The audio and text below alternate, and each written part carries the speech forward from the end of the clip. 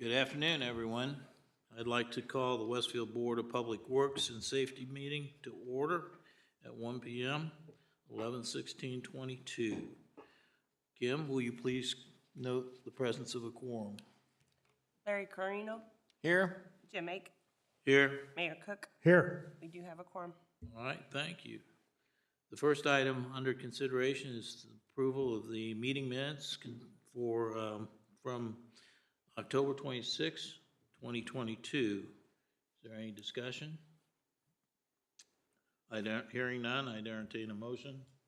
So moved. Second? I have a motion by Larry Carino, a second by Mayor Cook. All those in favor of approving the minutes as stated, signify by saying aye. Aye. Aye. The minutes are approved. We move down to contracts and agreements, and the first action item, number 2, will be considered in our next meeting, December 21st, 2022. So that is a change to the agenda. So moving on to action item number 3, City of Westfield and West Fork Whiskey Real Estate JV LLC, acceptance of West Fork Whiskey drainage easement. Yeah, so as you are all aware, West Fork Whiskey had the ribbon cutting earlier this year, and it is situated on the parcel here on the east side of Horton Road. When we were working with the developer on this project, we had worked with them on a development agreement to provide off-site storm sewer system, I should say, that was sized appropriately for a future roundabout that we're contemplating in the right-of-way area here. As part of that development agreement, West Fork Whiskey also agreed to dedicate a drainage easement in this area I'm highlighting with my cursor on the west side of Horton Road. Essentially, it was ground that they owned that had no real value to the development itself.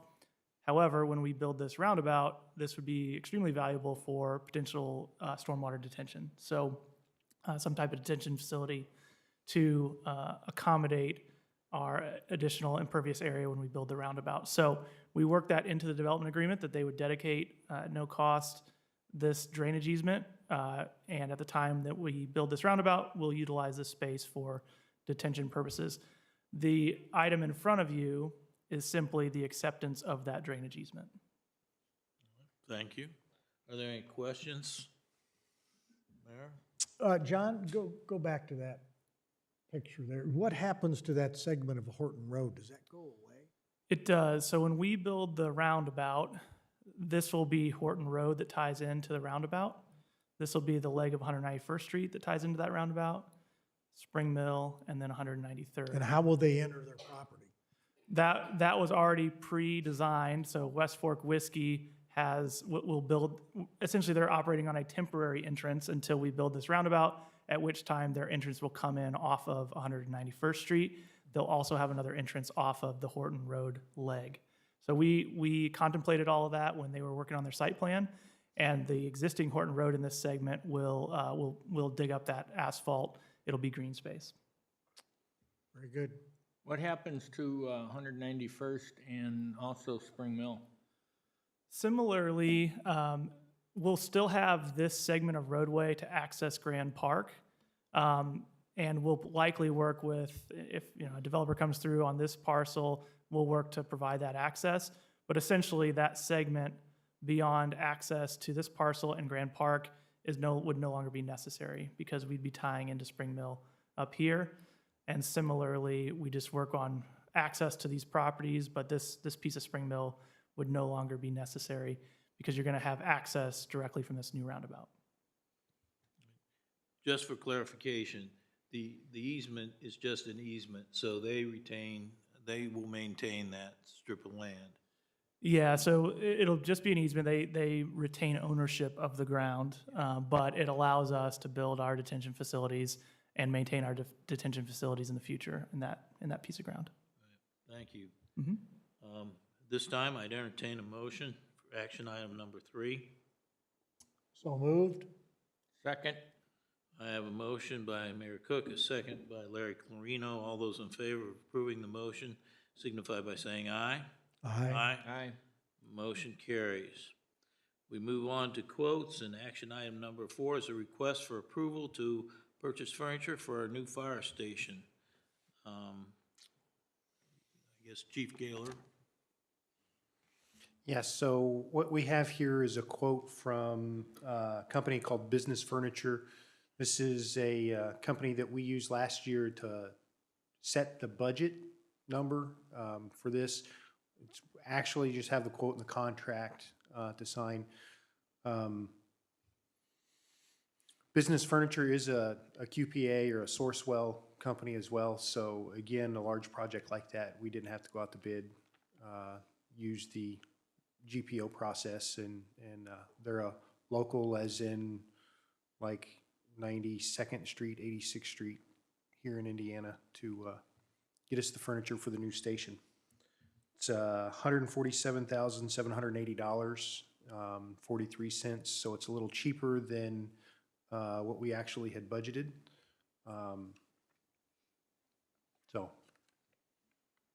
There's a lot. It's like 50 pages. There's a lot of desks and 59, I think. chairs and yeah, things like that. But All right, that gives you everything you need to be operational. everything the except what we forgot. Yep. Yeah. All right. Any questions for Chief Gaylor? Do not. Okay, hearing none, I'll make a motion to approve action item number 4, request for approval to purchase furniture for the new fire station. All those in favor? Oh, I need a second. Second? Jamaic made the motion, Mayor Cook seconded. All those in favor of the request approval signify by saying aye. Aye. Aye. Opposed? Motion carries 3-0. Thank you. Thank you. Action item number 4, City of Westfield, and I guess Chris Larson will address this with a contract for SHI, a 3-year software agreement. Yes, action item number 5 is presenting to you a 3-year software agreement. Basically, it's a locking in the price for a product called Varonis. And what this software does is it helps the IT department understand a lot about what goes on with our file systems and our permissions. So we have a software that does this now to a degree. This will be replacing that, which will help cover a very small portion of the cost.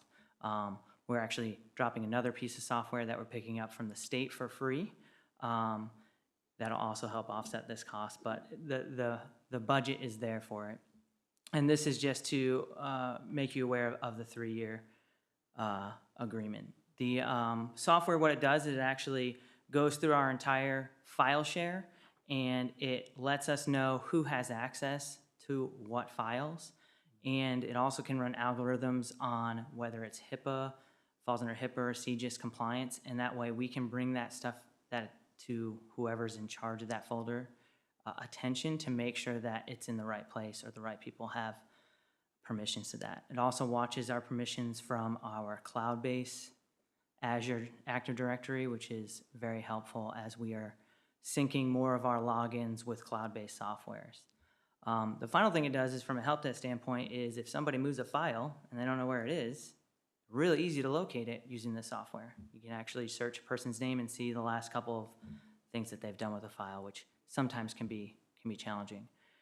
It also helps from a cybersecurity standpoint because if there is a major change in files, we have software in place that's supposed to stop that from happening, but this is yet another backup to let us know what's changed or how it's changed and how much has changed, so that when we need to restore those files, we know exactly where to go to do those things. This isn't every product offering that Varonis has. We kind of whittled it down because the original price point for their entire suite was a bit too high, and we didn't need it all at this time. So does it cover enterprise-wide? Yes. Okay. Yep. Our current contract expires at the end of the year? Yeah, There's no penalties or? Correct. It's just an annual agreement for a much simpler version of the software. A different company, And though. this would be effective January 1. Yeah, they're actually gonna let us spin it up, and the first year, there's professional services. That's just to finalize our setup. We've actually been trialing it.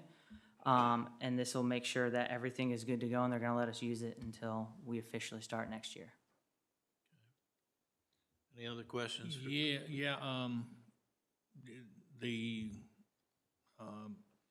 Windows Basic Security Bundle, you know, the 20 grand a year, we don't get any sort of a break by going to a 3-year contract with them? So the break is that we get to keep that same price for 3 years. Okay. Uh, Now, 3 years is a long time in the software world. If something different, better, whatever comes along in it, or even an update on here, what are the agreements on updates and that sort of thing? Yeah, so that's a good question. There's actually, this is really just a straight purchase agreement. We're just saying, hey, we're agreeing to purchase your software for the next 3 years, but there's no actual contract needed for that. We can get a contract. All they required was a PO. But traditionally, annually, part of their process is at least annually, they are going to meet with us and see how the product's going. All of our support is included in that. And if we wanted to add or adjust, we can do that. But I can get you a set answer on that. I believe they do have a standard clause about notifying that you're not going to renew. So you're comfortable with this sort of an agreement?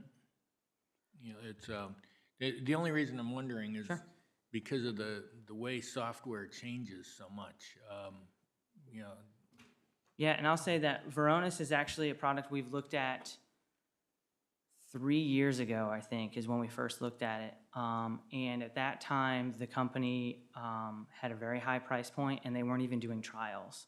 And so here we are 3 years later, they're still top of the line in what they do, and they allowed us to do a trial. They've been doing demos with and moving it out. So they are continuing to push the envelope and own, and actually they have an entire suite for monitoring your cloud environment.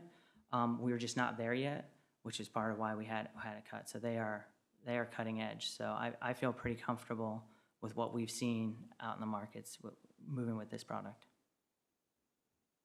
okay. Hey, Mr. President, this is Jewel. On this, I had mentioned to Chris, one of the line items that you see on here is a professional services engagement. Even though it's simply a day, does require professional services. And so I had told Chris that I'd like to see this in a contract form, because whenever we have professional services, we have to have the statutory language in there. So, I mean, if you have concerns about potential things, we might be able to build that into the agreement that we'll be working on moving forward. But I think what Chris is looking for here is approval on the PO to move forward with this, and then we can get everything documented and lined out. Thank you, Jewel, for those comments. Anything else? No. Good? All right. I'd entertain a motion, action item number 5, City of Westfield and SHI 3-year software agreement. So moved? I'll second. A motion by Mayor Cook, a second by Larry Clarino. Do we need to add anything to your provision? Okay, all right. And I'd call the question. All those in favor of approving the City of Westfield and SHI 3-year software agreement signify by saying aye. Aye. Opposed, same sign. Motion carries 3-0. Thank you. Thank you, Chris. Appreciate it. Now we move on to action item number 6, which is a permit approval for an encroachment permit from Duke Energy. Adam Essex, City of Westfield Utility Coordinator. So this is a permit proposal by Duke Energy for an aerial pole facilities replacement along Oak Ridge Road, be just south of Greyhound Pass in the Village Farms area near Oak Ridge and Superstar Drive. I think it's actually mislabeled as Court there. In accordance with our underground buried district, I always try to ask Duke for a cost analysis and get them to go underground where possible. They did do a cost analysis for underground on this, which came through as $143,000 to go underground and eliminate this pole, whereas it's about $8,800 to change out the pole. So it's a difference of $134,000 there. So it would be replaced in kind, just with a pole that's in better condition. That's the reason for the proposal, and it's at the back of the right of way. Okay, thank you. And as far as location off pavement in the danger area, where is it? It's the back of the right of way. We don't have any concerns about roadside safety. You do not? No. Okay. Any other questions? I'll make a motion on action item number 6, encroachment permit, Duke Energy, to approve the pole replacement. Is there a second? I'll second. Jim made a motion, Larry Corino seconded. All those in favor signify by saying aye. Aye. Motion carries 3-0. Moving on to the consent agenda. Are there any questions about the consent agenda? I'd make a motion to approve the consent agenda as stated. Is there a second? Second. All those in favor, approving the consent agenda as stated, signify by saying aye. Aye. Aye. Opposed, motion carries 3-0. So Jonathan, do you intend to proceed with the 196 next year, or? Correct, yeah. We'll open, or we'll let that for bidding either late December, probably early January. And we'll have a contractor get started come springtime. Very good. Moving on to department reports. We'll ask Fire Chief for a report.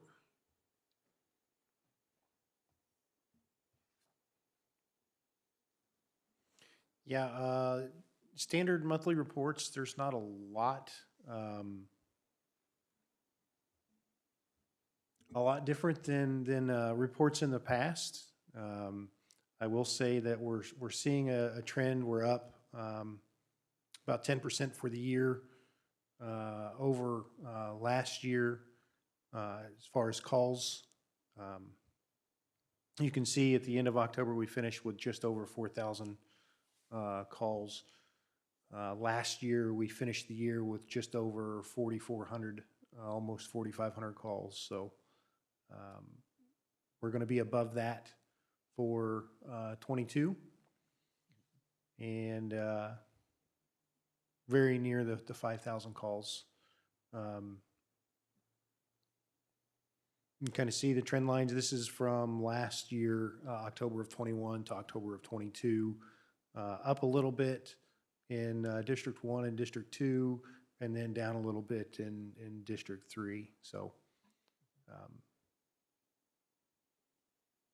nothing glaring or outstanding there in that report. Any questions for Fire Chief? The station is progressing. Station is progressing along rather quickly. If you've not been by, they're doing a lot of masonry work on the outside facade, as well as getting ready to pour, if we can ever get some concrete, pour the pads inside on the apparatus for the bay floor. And they should be doing drywall within 4 weeks. So it's moving along rather quickly now that they've got the shell up. And last week we were out there and they were just about weather tight. There were a couple areas that they still need to be sealed up on the roof, but with the weather and everything, we're going to have a meeting out there next week. And so by next Tuesday, they should be completely weather tight along the roof, and then working on concrete and some interior stuff moving forward. Very good. All right, I think that's fantastic. Thank you. Thank you. Police. Joel?